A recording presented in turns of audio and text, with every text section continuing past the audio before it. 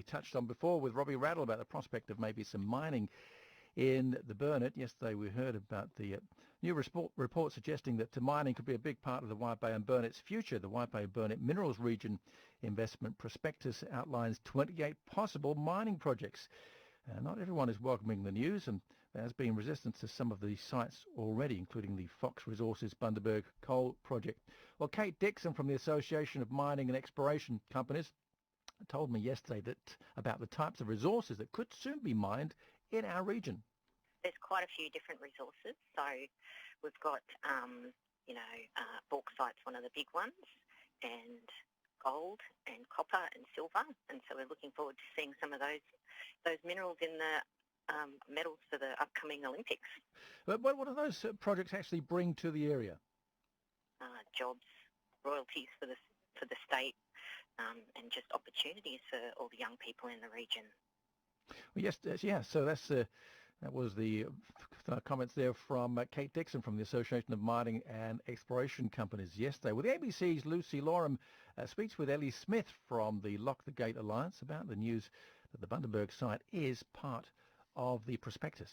We're pretty surprised that the Queensland government would be pushing this project ahead when there's absolutely no support from it from the local community. You've got the farmers that would have their land resumed for the project, neighbours, communities surrounding the area, all unanimously opposed to this project. It is absolutely a coal mine in the wrong place.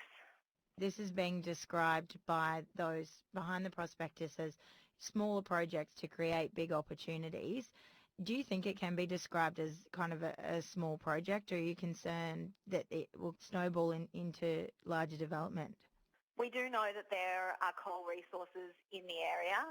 The area was deemed to be not acceptable for coal seam gas or shale fracking recently, so those licenses were all withdrawn by the companies, and it's really a kick in the face for the community to then turn around and have a coal project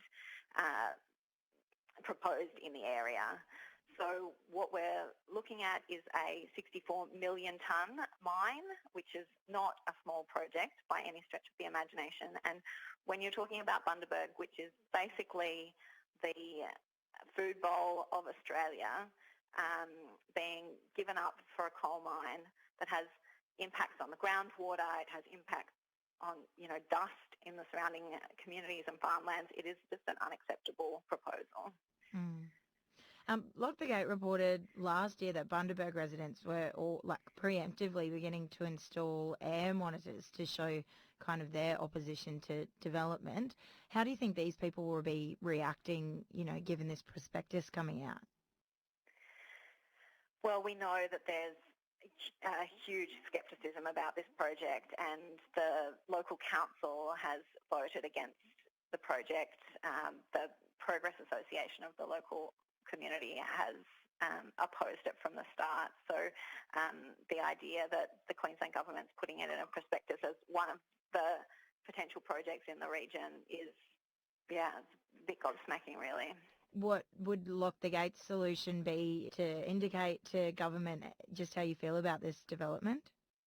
Well, this project is still at an exploration stage. They have a mining lease application in, and it's up to the Queensland government now to assess that mining lease application, and we strongly urge the government to not accept the mining lease, to reject the mining lease because of the outstanding values of the region in terms of agriculture. It's on the doorstep of the Great Barrier Reef. It's not the place for a coal mine. And it's absolutely in the court of the Queensland government now to reject it. Ellie Smith from the Lock the Gate Alliance speaking to the ABC's Lucy Law.